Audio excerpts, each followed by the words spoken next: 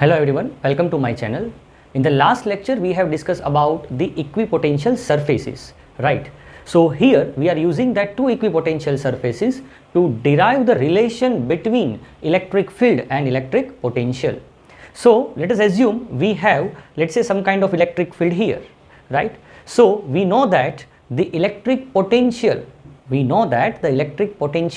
decreases in the direction of field.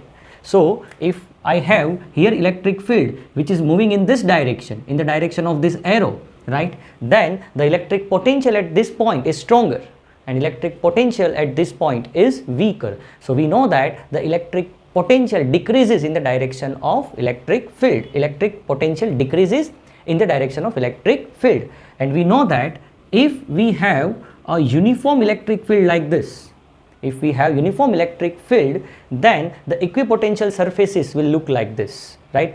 So ये जो आप देख रहे हैं ये क्या है? It's like a either you can assume a square or rectangles, right? So अगर हमारे पास let's say इलेक्ट्रिक फील्ड ऐसे जा रहा है, right? और वो यूनिफॉर्म है, तो अगर मैं एक सरफेस यहाँ एज्यूम कर लेता हूँ, अगर एक सरफेस में यहाँ एज्यूम कर लेता हूँ, तो इस सरफेस के हर एक पॉइंट पर अगर यहाँ से इलेक्ट्रिक फील्ड पास हो रहा है तो so at each point on this surface the electric potential is same, right? So this surface is called my this surface is called my equipotential surface. Same way if I move ahead, right, then what is happening? The electric field remains constant because it is uniform throughout this, right?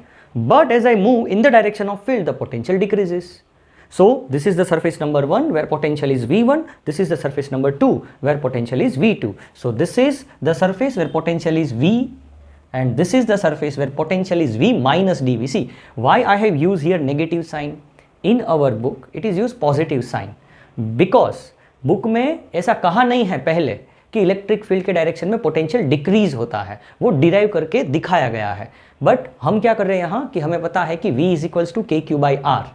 तो जो R है जैसे ही field के direction में बढ़ेगा, वो जो R है हमारा वो फील्ड के डायरेक्शन में बढ़ता जाएगा. क्या हो जाएगा? जो इलेक्ट्रिक पोटेंशियल है, राइट, अगर कोई पॉजिटिव चार्ज है और यहाँ से डिस्टेंस R, तो फील्ड ये डायरेक्शन में जा रहा है, तो अगर आप फील्ड के डायरेक्शन में जा रहे हो तो क्या होगा? द पोटेंशियल डिक्रीज होगा क्योंकि हमें रिलेशन पता है KQ/R. तो मैंने यहाँ V माइनस dV लिखा है. अभी dV क्या है? तो ये दो सरफेस है, उन दोनों के बीच का पोटेंशियल डिफरेंस. अभी मैंने dV क्यों लिया?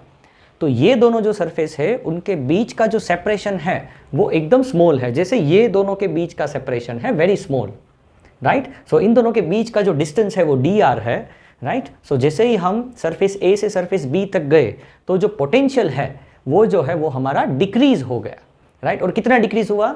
dV. सो इसलिए इसका अगर V है तो इसका हो जाएगा V minus dV, right. So let us consider, ये जो डायरेक्शन आपको दिख रहा है ये this is the direction of electric field. Let us consider the equipotential surfaces A and B space closely at a perpendicular distance dr. Let potential of surface A, जो surface है A उसका potential V and that of the surface B is V minus dV, where dV is the decrease in the potential in the direction of E normal to A and B. तो जो पहले ही मैंने कहानी की वही है यहाँ. अभी क्या कहा गया है? A unit positive charge Q0 is taken along the perpendicular distance from B to A. So let us assume हमारे पास यहाँ कोई चार्ज Q0 है जो हम सरफेस B से सरफेस A तक लेके आते हैं. अभी ये पॉजिटिव चार्ज है. सो पॉजिटिव चार्ज को अगर फील्ड में छोड़ दोगे तो वो फील्ड के डायरेक्शन में जाएगा क्योंकि positive charge experience force in the direction of field, right. But हमें क्या करना है? हमें सरफेस B से सरफेस A तक पॉजिटिव चार्ज को लेके जाना है. Means we are doing work against the field. हम फील्ड के ऑपोजिट डायरेक्शन में वर्क करते हैं यहाँ. So work done is equals to, let us assume the force is constant क्योंकि डिस्टेंस इतना नहीं बढ़ा है, एकदम जो इलेक्ट्रिक फील्ड में जो चेंज आया है वो इतना कम आया है, राइट. या फिर हम ये भी मान के चलते हैं कि जो फील्ड है वो यूनिफॉर्म है, ओके. तो अभी जो है जो इलेक्ट्रिक फोर्स है उसमें इतना ज़्यादा चेंज नहीं आ रहा है, इसलिए हमने यहाँ इंटीग्रेशन या स्मॉल वर्क dw का कंसेप्ट नहीं लिया है, okay. So work done in moving a charge from B to A is equals to F dr cos 180, क्योंकि डिस्प्लेसमेंट है वो हमारा नीचे की तरफ है, फोर्स जो इलेक्ट्रिक फील्ड लगा रहा है वो ऊपर की तरफ है, तो दोनों के बीच का जो एंगल है वो 180 हो जाएगा और cos 180 होता है -1. सो जो वर्क डन हुआ वो -F dr. हमें पता है, हमारा दूसरा लेक्चर याद कीजिए, वर्क डन होता है charge into potential difference, right. तो हम चार्ज को कहाँ लेके जा रहे हैं, B से A तक, राइट। तो जो पोटेंशियल डिफरेंस हुआ वो हुआ VA minus VB। So VA minus VB। A कितना है हमारे पास, राइट। VA कितना है हमारे पास, V है, और VB कितना है, V माइनस DB। तो माइनस होगा तो ये माइनस, ये प्लस, सो माइनस माइनस ये कैंसिल, सो Q इंटू DV।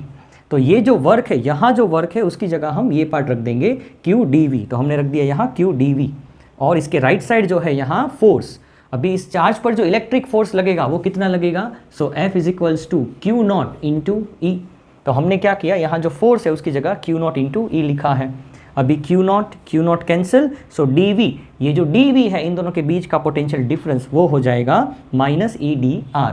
और सिंपली हम लिख सकते हैं electric field is equals to minus dV by dR।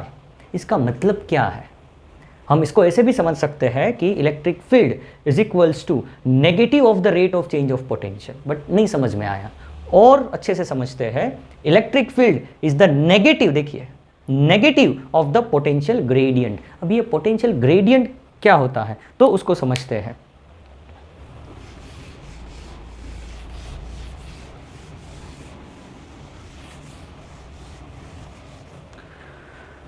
तो देखिए हमारे पास कोई चार्ज है Q नॉट, Q कुछ भी, Q ले लेते हैं। तो क्या हो रहा है यहाँ कि जो इलेक्ट्रिक फील्ड है वो ये डायरेक्शन में है, राइट। और जो पोटेंशियल है वो तो स्केलर है, उसका कोई डायरेक्शन तो है नहीं। बट होता क्या है, अगर यहाँ मुझे पोटेंशियल निकालना है तो मैं बोलूँगा KQ by R1, late us assume distance R1 है। अगर यहाँ पोटेंशियल निकालना है तो ये डिस्टेंस हो गया R2, तो ये निकलेगा हमारे पास KQ बाई R2। तो यहाँ से यहाँ जो पोटेंशियल है वो विथ डिस्टेंस चेंज होता है। तो अगर कोई जो ऑब्जेक्ट मीन्स अगर कोई फिजिकल क्वांटिटी है वो डिस्टेंस के साथ चेंज होती है तो हम उसको बोलते हैं ग्रेडियंट। ग्रेडियंट के और भी कहीं मतलब है, बट यहाँ जो मतलब निकाला है वो मैं बताता हूँ। तो यहाँ हमने वर्ड यूज किया है electric field is the negative of the potential gradient. तो जो पोटेंशियल ग्रेडियंट बन रहा है हमारा, जो पोटेंशियल है वो डिस्टेंस के साथ जो चेंज होता है उस चेंज का आप ग्राफ प्लॉट कीजिए, और उस प्लॉट का जो आपको स्लोप मिलेगा वो स्लोप है आपका इलेक्ट्रिक फील्ड। सो दिखाने के लिए देखो यहाँ मैंने ग्राफ बनाया है। तो लेट अस अज्यूम कि कोई सिस्टम है, राइट, और उस सिस्टम में यहाँ पोटेंशियल ले लेता हूँ, यहाँ वोल्टेज यहाँ रेडियस ले लेता हूँ, और लेट अस अज्यूम हमें कोई ऐसा ग्राफ मिला है यहाँ से ऐसे, और फिर यहाँ से कोई कांस्टेंट है जो यहाँ मैंने ड्रॉ करके दिया है, और लेट से यहाँ से ऊपर भी जाता है नीचे भी जाता है। तो यहाँ क्या होता है कि वोल्टेज जो है वो डिस्टेंस के साथ यहाँ देखो बढ़ता जाता है। अभी ये कौन सा कॉन्फ़िगरेशन है वो हम डिफाइन नहीं करते हैं। सपोज कोई ऐसी सिस्टम है जहाँ पोटेंशियल है वो इस तरह दिया गया है, तो ये जो स्लोप है, ये जो ग्राफ है वो हमारा पोटेंशियल ग्रेडियंट हो गया। इसका स्लोप ले लीजिए और उसको नेगेटिव कर दीजिए। तो इसका स्लोप जो है, let us assume this is V, right, और let us assume this is delta V और this is delta R, this is delta V, this is delta R। तो इसका स्लोप ले लीजिए, स्लोप क्या हो गया, delta V by delta R। तो ये जो स्लोप मिला हमारा, तो पोटेंशियल है वो डिस्टेंस के साथ चेंज होता जाता है, इसी को बोलते हैं हम potential gradient, right. So the change in potential with respect to distance is called gradient, और इसका आप नेगेटिव कर दीजिए, वही हो गया हमारा इलेक्ट्रिक फील्ड। तो देखो यहां क्या होता है, यहां तो स्लोप जीरो है हमारा, मींस ये रीजन में कोई भी इलेक्ट्रिक फील्ड नहीं है, हमारा इलेक्ट्रिक फील्ड है वो जीरो है। और ये जो रीजन है, राइट, यहां इलेक्ट्रिक फील्ड है, ओके, और ये जो रीजन है यहां भी इलेक्ट्रिक फील्ड है। तो यहां जो इलेक्ट्रिक फील्ड है हमारा वो हो जाएगा negative of this slope, means ये स्लोप की जो भी वैल्यू मिले आपको उसका नेगेटिव। तो यहां हमारे पास स्लोप पॉजिटिव है, यहां हमारे पास स्लोप पॉजिटिव है, तो स्लोप पॉजिटिव है तो फील्ड नेगेटिव हो जाएगा। और यहां पर फील्ड जो है, यहां पर जो पोटेंशियल है उसका ग्राफ का जो स्लोप है वो नेगेटिव है, तो इसका जो स्लोप मिलेगा वो हमें नेगेटिव मिलेगा। उस स्लोप का फिर से नेगेटिव करिए, जो स्लोप मिलेगा वो मिलेगा हमें माइनस, इसका स्लोप मिलेगा minus dV delta V by delta R, उसका नेगेटिव कर दीजिए तो पॉजिटिव हो जाएगा। तो जहां स्लोप नेगेटिव है वहां इलेक्ट्रिक फील्ड पॉजिटिव है, राइट। एग्जाम्पल से और अच्छे से समझाता हूं। लेट अस अज्यूम हमारे पास कोई स्फेरिकल शेल है और इस शेल पर जो चार्ज है वो चार्ज Q है, तो यहाँ पर इलेक्ट्रिक फील्ड 0 है, बट यहाँ potential is not equals to 0। यहाँ जो पोटेंशियल हो जाएगा वो होगा हमारा KQ by R, where R is the radius. तो पूरा जो स्फीयर है, कंप्लीट स्फीयर में हर एक पॉइंट पे कितना पोटेंशियल होगा, KQ बाई R, जितना सरफेस पर है। तो अगर मुझे इसका ग्राफ प्लॉट करना है, देखिए बच्चे यहाँ मिस्टेक करते हैं, वो हर एक पॉइंट पर इलेक्ट्रिक फील्ड और पोटेंशियल को एक मान के चलते हैं, वो एक नहीं है। इलेक्ट्रिक फील्ड है वो वेक्टर है, इलेक्ट्रिक पोटेंशियल है वो स्केलर है। तो अगर मैं यहाँ अंदर कोई पॉइंट लेता हूँ तो इलेक्ट्रिक फील्ड का हो जाएगा वेक्टर एडिशन, तो एक चार्ज दूसरे चार्ज का फील्ड कैंसिल करेगा, राइट। या फिर हम ऐसे भी समझ सकते हैं कि the charge enclose by the Gaussian surface is 0, right. So that's why the electric field is 0। But जो इलेक्ट्रिक पोटेंशियल है वो स्केलर क्वांटिटी है, तो सारे पॉजिटिव चार्ज का जो इलेक्ट्रिक पोटेंशियल है वो ऐड होगा ना अंदर, तो कैसे पोटेंशियल 0 मिलेगा, राइट। तो पोटेंशियल 0 नहीं मिलेगा। अगर फील्ड 0 है इसका मतलब ये नहीं है कि पोटेंशियल 0 है, फील्ड 0 है इसका मतलब ये है कि इलेक्ट्रिक पोटेंशियल कांस्टेंट है। 0 भी हो सकता है, बट हर बार पोटेंशियल 0 हो ये ज़रूरी नहीं है। तो इसका जो ग्राफ मिलेगा, अगर मैं V वर्सेस R का ग्राफ लेता हूँ और यहाँ रेडियस R को प्लॉट करता हूँ, तो रेडियस R तक पोटेंशियल यूनिफॉर्म है। फिर जैसे ही हम बाहर निकलते हैं जो इलेक्ट्रिक पोटेंशियल है वो डिक्रीज होता जाता है, क्योंकि V is equals to KQ by R होता है। तो यहाँ देखिए इलेक्ट्रिक पोटेंशियल कांस्टेंट है, तो इसका स्लोप 0 हो गया। अगर स्लोप 0 है इसका मतलब ये है कि इलेक्ट्रिक फील्ड 0 है। तो electric field is the negative of the potential gradient, और E is equals to negative of the slope of dV versus dr। dV और dr का जो स्लोप है, राइट, उसका नेगेटिव ही इलेक्ट्रिक फील्ड है। अगर स्लोप 0 है तो फील्ड 0 है, पोटेंशियल नहीं, पोटेंशियल कांस्टेंट है। 0 हो सकता है बट अभी यहाँ कांस्टेंट है, राइट। तो अभी जो है हमें क्या करना है, टेक्स्ट बुक में और 2 लाइन दी गई है, तो वो 2 लाइन आपको यहाँ इमेज में दिख रही होगी और मैं आपको पढ़ के भी सुनाता हूँ। तो जब आप ये टॉपिक लिखते हैं तो उसके नीचे आपको ये 2 लाइन भी ऐड करनी है। तो जो फर्स्ट लाइन है उसमें क्या दिया गया है, electric field is in the direction in which the potential decreases steepest. तो इलेक्ट्रिक फील्ड का डायरेक्शन कैसे पता चलेगा, तो देखिए आप ग्राफ के ये पार्ट पर फोकस करिए। यहाँ देखिए पोटेंशियल डिक्रीज होता है, देखिए यहाँ V है, पोटेंशियल डिक्रीज होता है। तो पोटेंशियल जिस डायरेक्शन में डिक्रीज होता है वही इलेक्ट्रिक फील्ड का डायरेक्शन है, ये यहाँ बताया गया है। दूसरा पॉइंट, और अगर पोटेंशियल इंक्रीज होता है इसका मतलब है कि आप इलेक्ट्रिक फील्ड के ऑपोजिट डायरेक्शन में जाते हैं।